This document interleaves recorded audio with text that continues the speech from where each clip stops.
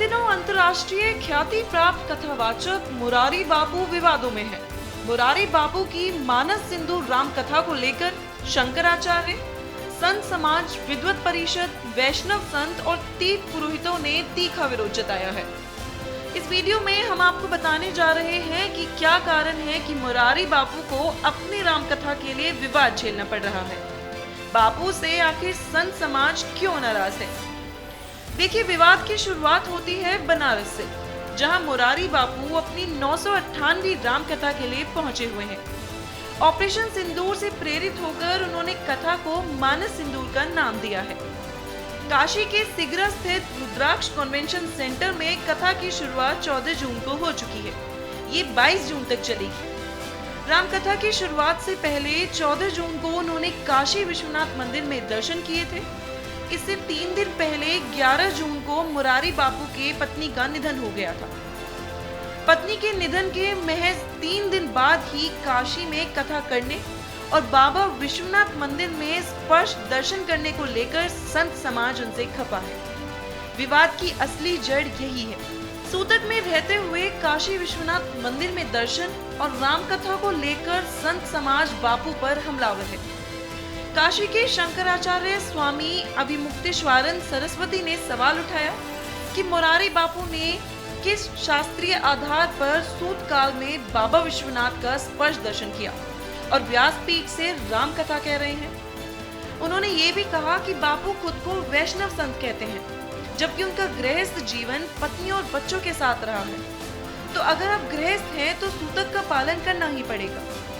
उन्होंने सवाल पूछते हुए कहा कि कौन सा वैष्णव ग्रंथ कहता है कि सूतक नियम लागू नहीं होता? क्या सूतक में कथा और मंदिर दर्शन उचित है? धार्मिक नियमों के अनुसार किसी भी गृहस्थ व्यक्ति को परिवार में मृत्यु होने पर 10 से 16 दिनों तक सूतक का पालन करना होता है। इस दौरान मंदिर में प्रवेश, देव विग्रह का स्पर्श, धार्मिक अनुष्ठान, कथा कथन जैसे कार्य वर्जित माने जाते हैं।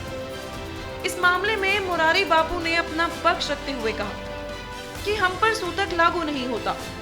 सूतक को लेकर हो रहे विवाद पर मुरारी बापू ने सफाई देते हुए कहा, हम वैष्णव साधु हैं, हम पर सूतक के नियम लागू नहीं होते। हम न क्रिया करते हैं न उत्तर क्रिया। कथा और भगवान के भजन में ही सच्चा सुकून है।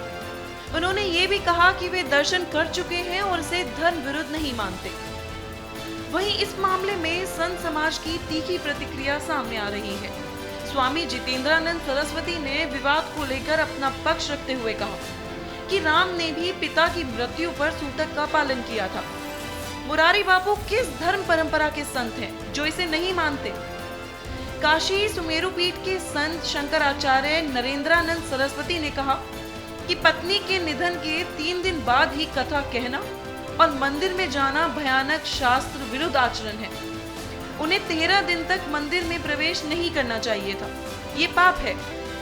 काशी विरुद्ध परिषद ने भी मामले में अपना पक्ष रखते हुए कहा कि अशोच काल में मंदिर में प्रवेश करने से मंदिर का देवत्व क्षीण हो जाता है। मुरारी बापू का आचरण सनातन मर्यादा के विपरीत है। गौरतलब है कि इस मामले में शास्त्र का हवाला देते हुए कई संतों बापू से प्रश्न किए।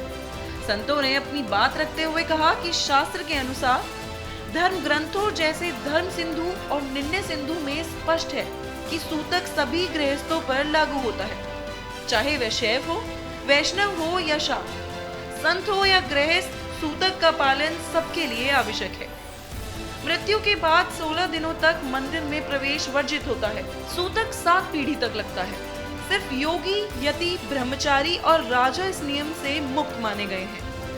बता दें कि इस मामले में बनारस घाट के पुरोहित, बीएचयू के धर्मशास्त्र के छात्र और कई स्थानीय लोग 80 चौराहे पर एकत्र हो मुरारी बापू के विरोध में पुतला दहन किया। वहीं इस मामले को लेकर सोशल मीडिया पर भी तीखी प्रतिक्रियाएं देखने को मिल रही हैं। इस विवाद ने एक बार फिर धर्म और शास्त्र के बीच टकराव के साथ ये प्रश्न खड़ा कर दिया है कि धर्म शास्त्रों की परंपरा और व्यवहारिक जीवन के बीच कैसे संतुलन साधा जाए। मुरारी बापू के समर्थक इसे भक्ति का मार्ग कह रहे हैं, जबकि विरोधियों के अनुसार ये शास्त्र विरुद्ध और अपवित्र आचरण है। ऐसे में ये देखना बड़ा दिलचस्प होगा कि मुरारी बापू की ये कथा आगे बढ़ेगी या नहीं।